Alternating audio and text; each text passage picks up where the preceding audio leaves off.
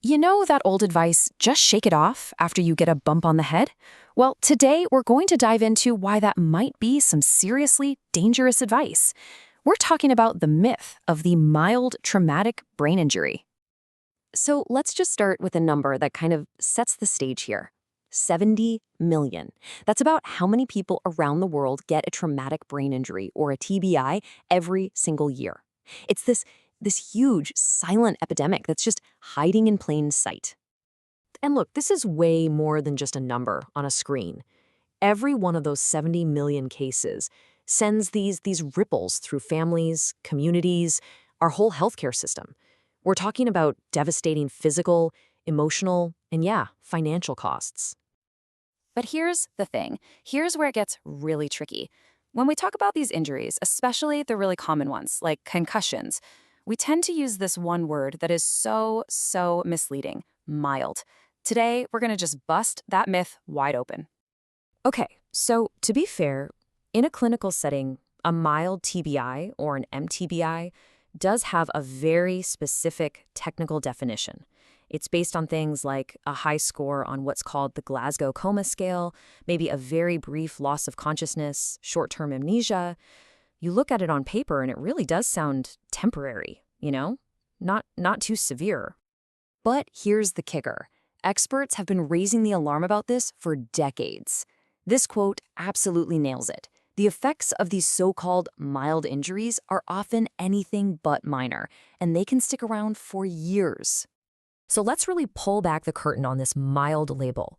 Let's look at what the reality is for the actual patients. And I'll tell you, the picture is a whole lot more serious than you might think.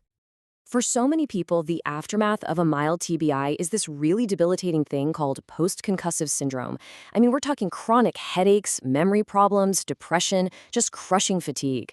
These are life-altering symptoms, and there is absolutely nothing minor about them.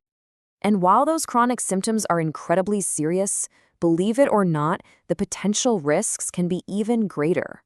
To really get a handle on the most severe outcomes, we have to look at the data. And the data here it's just staggering. Researchers dug into this massive data set from the National Trauma Data Bank, and they focused on almost 1 million patients who all had these mild TBIs. Out of that massive group, out of nearly 1 million patients, this is the number who actually died in the hospital. 3,565 people. Now, okay, the overall death rate is low, it's 0.4%. But the point is, it's not zero. And the simple fact that a mild injury can be fatal, even for a small number of people, it just forces us to completely rethink what that word mild even means. So, naturally, this brings up a huge question. If some people are at risk of such a terrible outcome, well, who are they? The data actually helps us figure that out. You see, by comparing the people who survived with those who didn't, the study was able to pinpoint these really specific risk factors. These are the things that should put doctors on high alert, even when an injury seems, mild. These are the red flags we just can't afford to miss. And this chart, wow, it really breaks it down for us. Needing to be intubated in the ER, that increases the odds of dying tenfold. But the most dramatic factor here, by far, is age. Just being 65 or older increases your odds of dying by over 25 times compared to younger adults. 25 times. And it isn't just about how old you are. A patient's overall health plays this huge role. Things like kidney failure, a weakened immune system, even heart disease. All of these things can dramatically increase the danger from what looks like just a minor head injury. Okay, so given these very real, very scary risks, you'd think we'd have a whole toolbox of great treatments to reverse the damage, right? Well, the reality of treating TBI is it's incredibly complicated. For decades and decades, scientists have been on this hunt for a magic bullet, some kind of treatment that can just reverse the brain damage after a TBI. But honestly, that search has been, for the most part, unsuccessful. This table really just highlights how frustrating that search has been. Cooling the body to reduce brain swelling, turns out it doesn't really improve the outcome. Using drugs to pull fluid out of the brain, no clear benefit there either. And in some cases, steroids have actually been shown to make things worse. So the bottom line is this. We can't easily fix the damage once it's already done.